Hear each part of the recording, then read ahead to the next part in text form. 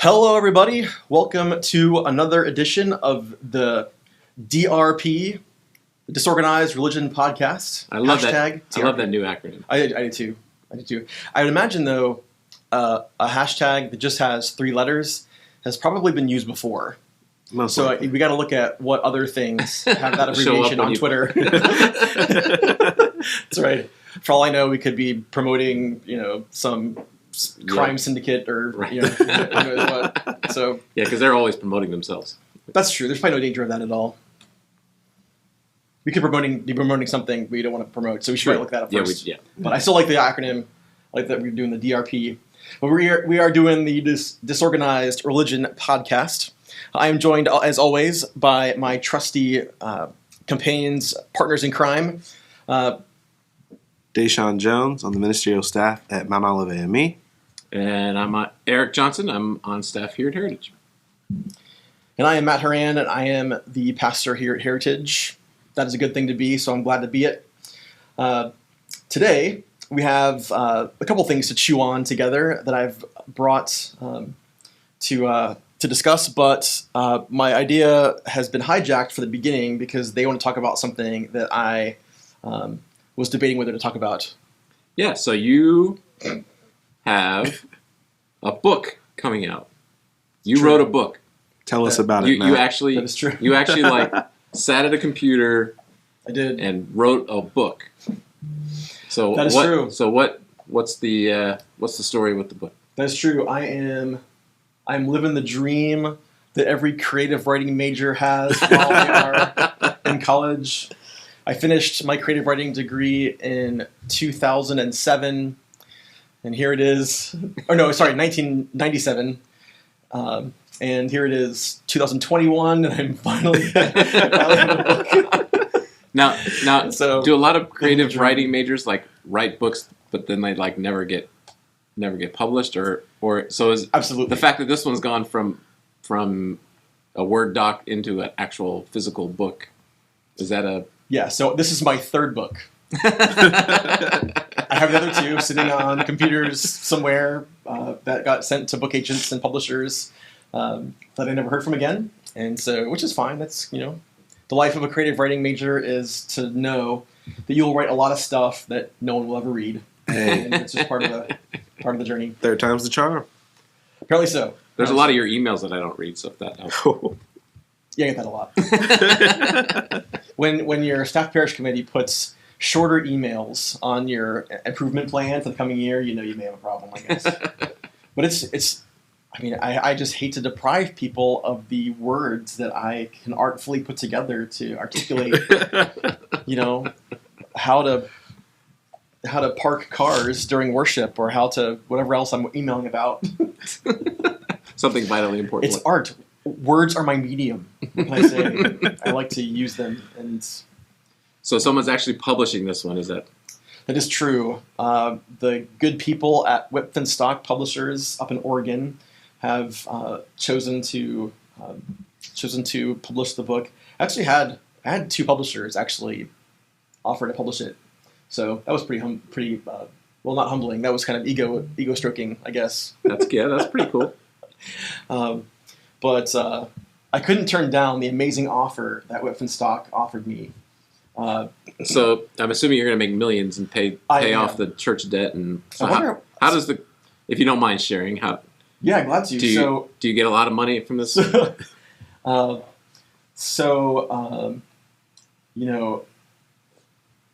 guess this is kind of like your first book contract, maybe.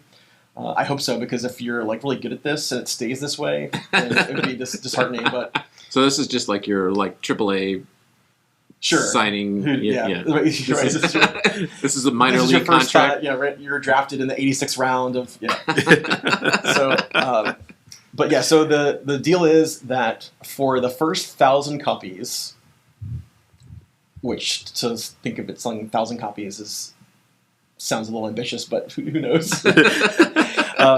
First 1,000 copies, I get 6% of the cost of the book. So the book costs $12, I believe. And so that means I get about 78 cents. So whopping 72, actually. 72. Give or take. You're right. Yeah. So, but good news is that for the second 1,000 copies, so after 1,000 copies, I get 8%. Oh, what's that? 8%. And I have not even bothered to do the math on that.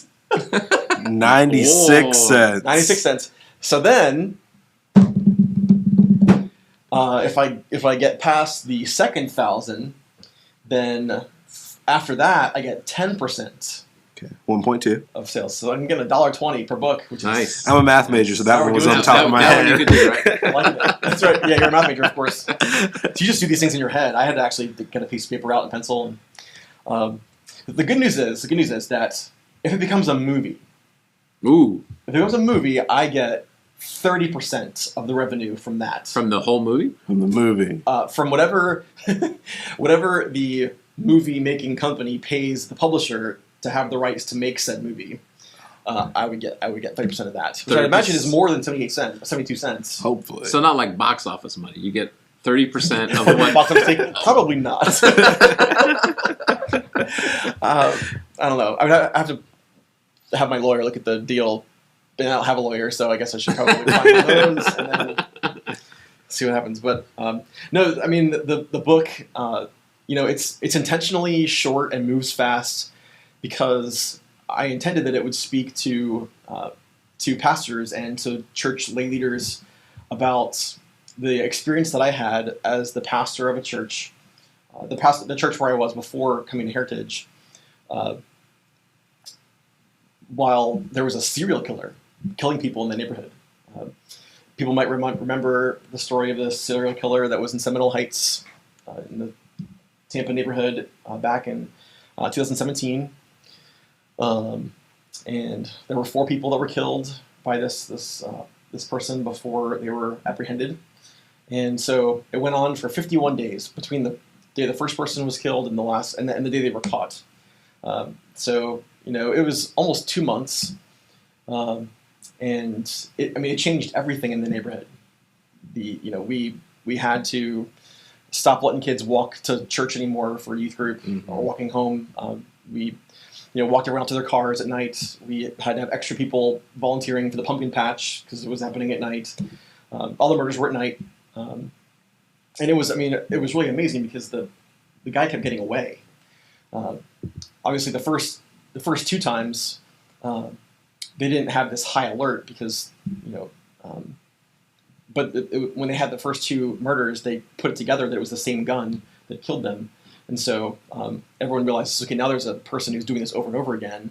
And then there's the third one, and there's already kind of like a heightened police presence anyway after the second one. Yeah. Third one happens, the police are there in seconds, and he got away, and wow. It was amazing. So then the last one happens. The last one happened kind of like in like the pre-dawn evening. I think something like 3-4 o'clock in the morning. But the victim was walking across the street on his way to volunteer at his church because they operated a ministry that fed the homeless, and so people are gathering to get in line for this ministry. There's people who have come from Metropolitan Ministries on a little van or whatever, waiting to go and volunteer there. So it's kind of brash, this last one. But, I mean, there are police everywhere now in the neighborhood trying to find this guy. Yeah. And he kills this 4th person. And, I mean, like, police, like, heard the shot. Like, wow.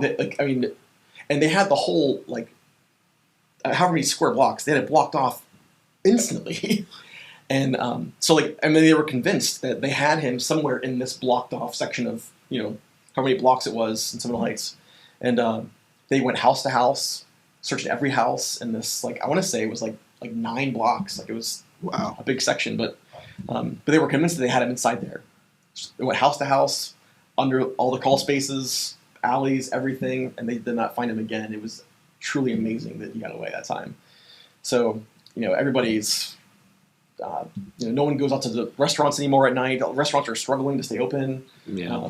The police are. I mean, there's police everywhere, and they're all getting frustrated that they can't find this guy, and everyone's scared, and they want to come through for us and find him. And we had Halloween during this, and so the mayor and the police chief are like walking around the neighborhood with groups of kids to demonstrate that it's safe. Yeah, I remember that. Yeah.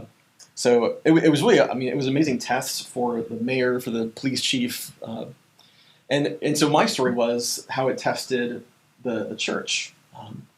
Our experience there was really, so we were there for 5 years, and I felt like God was calling me to help it become the neighborhood's church. And so, we did all these things to let people use the space and use the stuff that we had. We just really worked really hard to be connected to our neighbors and to be good neighbors. And so after doing that for 4 years, during this season, several events that went on to get everyone through this happened at Seminole Heights, which it kind of became like a natural place for. So we did this one thing where we had like a spaghetti lunch dinner thing for all the police officers that were on duty. So we did that there. One of the people who were killed, we did the funeral there. And so so obviously you don't prepare for what if there's a serial killer in your neighborhood, but along the way, the things we did before that ended up being what the neighborhood needed us to have done. So I wrote the book hopefully to give people some foresight to understand the difference those things made that I only learned in hindsight, but they ended up being a big deal. And I get to tell stories like sort of fun stories along the way about being at this church. Some of the people that I met, there's just a neat cast of characters of people that I got to know there. And so it was a neat season of ministry. And right after they caught him, we rang the church bells as let everyone know that they caught the serial killer. And it was it was in the middle of the night. So that's why the book is called Church Bells at Midnight, because I got committed to ringing the bells when they caught the guy, not realizing that would happen in the middle of the night. So we had a few people who were parents of babies call us the next day. We're not happy about the bells ringing in the middle of the night. But most people heard them and realized that that's what it was and came outside, and it was a neat moment for everybody in the neighborhood. So, so it came out on the publisher's website 2 days ago, just recently. And then it came out on Amazon yesterday. It's not a Kindle book yet. But and these guys are trying to convince me to do an audiobook. So I do talk fast, and that would help people finish the book faster. Yeah. Oh, that's true. Yeah. I'm not sure if that's... readers. Actually, I think can't you speed those up anyway? Yeah, you can. Yeah. So, well, what about you? Need someone like a dark, maybe like James Earl Jones. Can you get someone with a really a baritone voice that could? I thought about that, and there's a whole there's a whole market for people who offer their voiceover services, or their audiobook reading services, and so you can listen to them all. You get little samples, right? And I'm thinking does that sound like me? Does that sound like me? No. There's some cool accents. Are you supposed to try to make it sound like you? Is that Well, so I feel like the book is written in my voice, things that I say, the way that I talk about stuff, some of the stories that I tell, it would sound silly having James Earl Jones tell that story. There's this time that a friend of mine and I, we were borrowing this replica of the Ark of the Covenant to use in a sermon series at Seminole Heights, and so we're borrowing it from Hyde Park at a Methodist church downtown, and we put it in the back of his truck, and I told him, it'd be funny is if I got a video of you, just frame the shot, have you drive into the shot with the Ark of the Covenant in the back of your truck, and then just drive back out of it again really nonchalantly. He's like, yeah, cool, let's do it. So we put the thing in the back of his truck. We didn't think to bungee cord it or have it fastened in any way. So he just rolls through the shot. I have the video; it's on YouTube. I'm thinking about how to share some of these videos, but he rolls through the shot, and then he stops, and the thing slides forward on his whatever that tough stuff is that he has in his truck bed, slides forward and smacks into the cab of the truck and breaks a Did wing it break off. the glass? It breaks a wing off of the cherubs that are on top of the. Did you guys see Indiana Jones? You don't want to mess with the ark. Right? Yeah. If it was a real ark, we would have been dead. You would have melted. Right. But here, I mean, we're not even out of the parking lot yet. Right? We've been borrowing this thing for like 8 seconds, and we've broken it already. So I get in his truck, and I'm like, "What are we gonna do?" He's like, "Don't worry, my husband can fix anything." so we get in the truck, and we're zooming to their house, and I call him. I'm like, his name is Troy. Troy, hey, listen, this is gonna sound strange, but we have the Ark of the Covenant in the back of the truck, and we broke it. We need you to fix it. And we're coming in hot. Because it had to be fixed that day because we needed it the next day in church. It reminds me of an 80s movie that I probably shouldn't mention the name of. But could have been. My dad could fix anything, man. Right. I mean, yeah. So does James Earl Jones tell that story well? Yeah, that's probably not. I don't know. What about movie? Are they going to make a movie? I'm sure they'll make a movie of it. Of course. I mean, the book's 100 pages long, so they would need to really beef it up some. So the whole movie script. Well, they could add in the like I said, I mean, it's intentionally short because I mean, if it's for pastors and lay leaders of churches, they usually have a long queue of books they're waiting to read anyway. So it's for us, so, basically. Because I'm hoping that it might make its way forward in someone's queue and make it maybe skip some books because it's a little shorter. So we'll see if it works out that way, But yeah, I'm pretty sure that my wife would want Matt Damon to play me. Oh, yeah, clearly. Yeah, I can see that. Yeah. Who would play her? Does she have a role in the... Or maybe, what's the guy who plays Frodo? Oh, Elijah... Or not Frodo, Samwise from, and he's also in Goonies. Oh, him, I don't know his name. Sean Astin. Oh, okay. Right? So either of those two would be, I think, Susan's choices for who would play me in the movie. She has not told me who she wants to play her. I've told her that in the past, like I think like she kind of has this combination Judy Garland, what's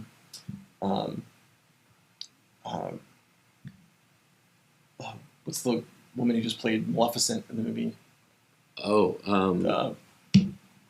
Was married to Brad Pitt, and now they're not married together anymore. Angelina Jolie. Yeah, she has this kind of odd, like Angelina Jolie, Judy Garland kind of combination. So, and does she believe you when you say that? I don't know who that mix is. Awesome. Because those two play very different characters, obviously. Yeah, so she hasn't told me who she wants to play her. But, I've had people that are in the book. I actually sent them a copy of it just so they could be alerted to the fact that they're in the book. I don't disparage anyone in the book. They're all positively talked about in the book, but they all began telling me who they wanted to play them in the movie. So it'll be fun to watch that movie. Well, cool. In the off chance that is ever even possibly going to happen. So what's the name of the book? And we can find it on Amazon. Am I going to give a plug right now? Yeah. So the book, it's on Amazon. It's called Church Bells at Midnight by Matt Horan. The foreword's by Bob Buckhorn, who was the mayor at the time. So that was really cool that he was when he did that for me. So Matt Horan, Horan, on Amazon.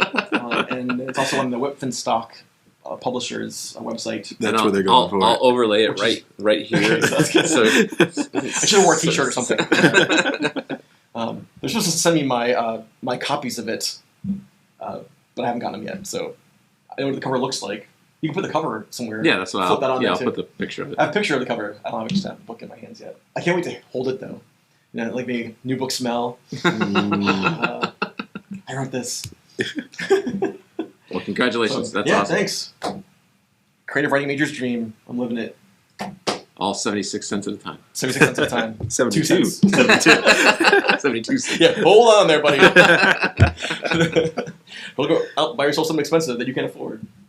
So, but one of the interesting things that happened like right away that I wasn't really expecting, I posted about it on Facebook, and someone who lives in Seminole Heights is a reporter, and instantly like messaged me to interview me about it, and I was like, whoa, interesting. So now I'll be on the news, and they kind of got me thinking, because I actually this Sunday I'm working on the sermon, obviously, and it's from John 8, where Jesus is confronted by the Pharisees, and he says the famous line that the truth will set you free. And so I've been thinking about that. It's been hard to work on that sermon about the truth setting you free without thinking about how hard it is right now to figure out what's true when you watch the news and when you So I'm a little nervous. Like what if this interview gets on the news? what part of the half hour long interview will make it into the 3 minutes that they actually show? Right.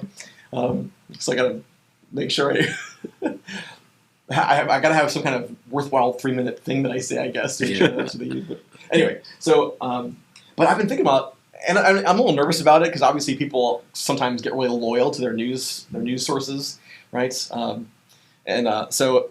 I was thinking about, do I rock that boat this weekend by talking about how to get the truth, what the news media is trying to do to us, and I don't know. I don't know if I have the courage to stand up in front of everybody yet and talk about that. I probably will get there. But They're nice. I remember maybe 10 years ago we were talking about postmodern culture and how it was going to the idea of a single truth would be blurred. Like there wouldn't be an That's absolute truth, right? We used to talk about this postmodern era that we thought was coming, and how there wouldn't be an absolute truth, right? It would all be in postmodern. It was sort of this relativeness of truth. That's right. There's a word that everyone tossed around, the relativism. Right, and we all were sort of like, how can that be? And here we are, 10 years later. Yeah. And it made it into Oxford's dictionary in 2016. It was their word of the year, post-truth. And then try to describe our society as, everything is relative. Everything about truth is relative. So I'm sorry. So the 2016 word of the year in the dictionary for Oxford Dictionary was post-truth, like a hyphenated post-truth? Post-truth, and that describes our current era that we're in. Yeah. So not postmodern. Post-truth. we're past the. Way to go, guys! We did it. The post-truth era. Just let that sink into your soul for a moment. But I mean, that's real. I get it. Yeah. I've actually begun, just for sport now, I will hear a story on the radio or whatever, and then I'll go look it up on both CNN and Fox, just to see, just to laugh at how they will spin it in different ways. The same story, yeah. Yesterday, I'm watching. They had this disagreement in Congress between Rand Paul and Anthony Fauci about the coronavirus, right? Oh yeah. And they're having this fight, and sure enough, you go to the CNN website, and Anthony Fauci eviscerates Rand Paul and then Congress. Schools him on it. Rand Paul eviscerates Anthony Fauci. Right. And I'm like, are you guys not watching the same video? So I mean, yeah,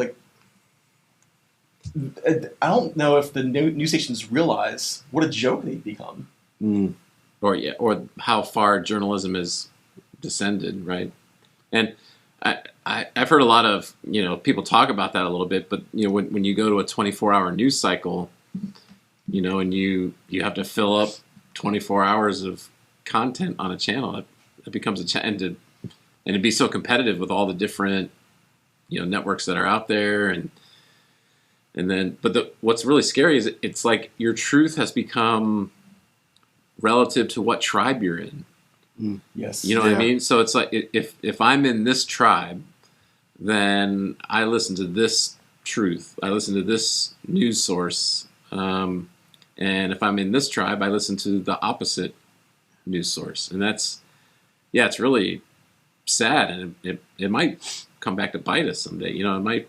Well, and another development that I've noticed that really disturbs me is how often Fox does stories about CNN, and how often CNN does stories about Fox. Yeah.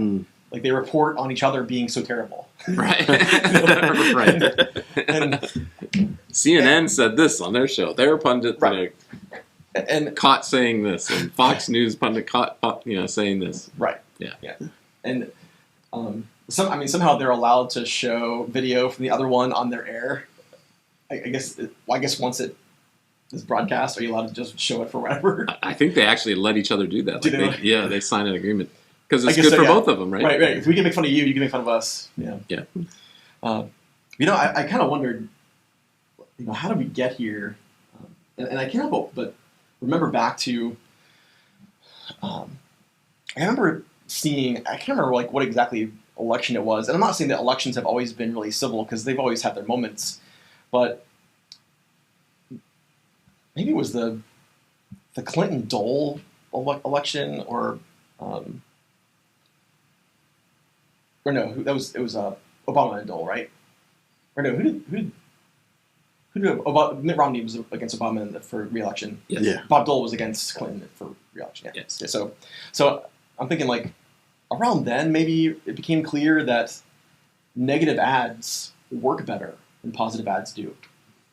I mean, if you ask anybody, who does marketing, they would tell you that it's easier to make fun of your opponent than it is to prove that. Yeah.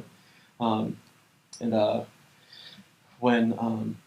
that became clear, every election since then has just been you're just waiting for the moment when one of them does something negative, and then whoosh, they just spiral into the gutter. Well, so is it that, or has the truth always been sort of dependent on what side you were on?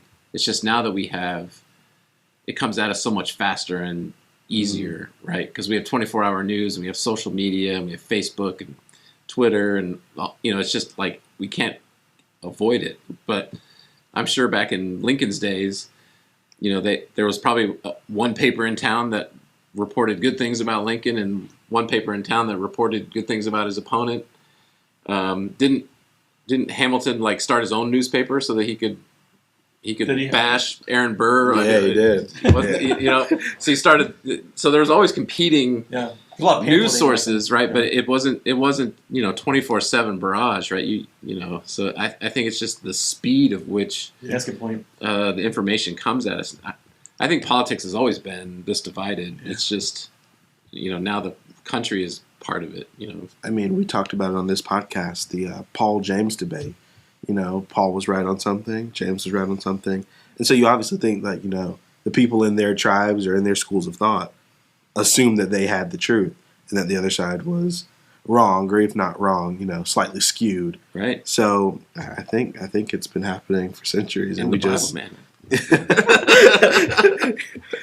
I mean, so I'm thinking about, what it means for the truth to set you free.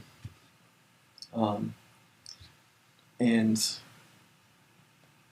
I mean, so to not know the truth, right? Yeah. It is kind of a anxiety-inducing thing. It is kind of a thing that makes you worry, right?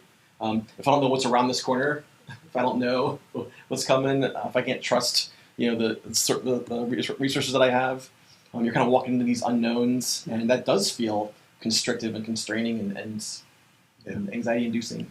So I get it. There will be something really freeing about actually knowing this is what's actually true, and there's no doubt about it. Well, and that's the good news message, right? And I think that's something that the church has to offer society. Is that something that they can actually put down as the truth? Yeah. Yeah, I can't recommend more the documentary, The Social Dilemma. Do you guys watch The Social Dilemma? Yeah. A great assessment of today's media culture, where basically the media sources now, they've given up trying to win new viewers. It's more about how to get their current viewers just more loyal and to watch for longer, right? Just like in elections, no one tries to convince anyone anymore. It's more about vilifying the other people and winning by making sure the other people are angrier, or your people are angrier at them than they are. So they go vote. Yeah. Right. It's outrage that makes people go vote, right? And so they're just soaking outrage and vilifying everybody else. So there's so little there's so little selflessness in that, so little love in that, so little of the character of God in that. Yeah. That it scares and embarrasses me that it works so well on Christians. I mean, if we're honest, just as much as anybody else. yeah, if we're honest, Christians are not If not immune more. to being It could If be. not more. pretty loyal to their news sources and to their tribe. I would like to think that Christians are more loyal to Jesus than they are to their tribe politically, but that has not been my experience. Yeah. So so maybe Well, that's because each tribe thinks Jesus is already up. they claim Jesus is theirs. Yeah, he would be in our tribe if we. Yeah. Probably right. Yeah. Well, so who knows? Maybe we'll think about it this weekend and talk about how the truth will set us free, and maybe we'll figure out how to be set free a little bit by the scriptures this weekend. So, thanks again, everybody, for watching or listening to the Disorganized Religion Podcast, the DRP for short. Derp. I don't know if the derp is going to really stick for me. I like it. I'm running with it.